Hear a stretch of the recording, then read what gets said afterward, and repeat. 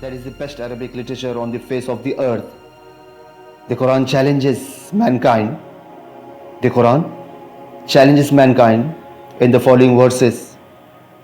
وَإِن كُنتُمْ فِي رَيْبٍ مِّمَّا نَزَّلْنَا عَلَىٰ عَبْدِنَا فَأْتُوا بِسُورَةٍ مِّن مِّثْلِهِ وَادْعُوا شُهَدَاءَكُم مِّن دُونِ اللَّهِ إِن كُنتُمْ صَادِقِينَ فَإِن لَّمْ تَفْعَلُوا وَلَن تَفْعَلُوا فَاتَّقُوا النَّارَ الَّتِي وَقُودُهَا النَّاسُ وَالْحِجَارَةُ أُعِدَّتْ لِلْكَافِرِينَ.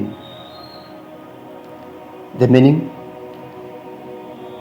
Allah subhanahu wa ta'ala says to the mankind, and if you are in doubt as to what we have revealed from time to time to our servant Prophet Muhammad sallallahu alaihi wasallam, then produce a surah like that and call your witnesses or helpers if there are any besides Allah, if you are truthful.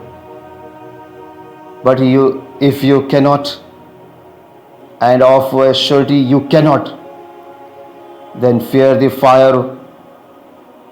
Then fear the fire whose fuel is men and stones, which is prepared for those who reject faith.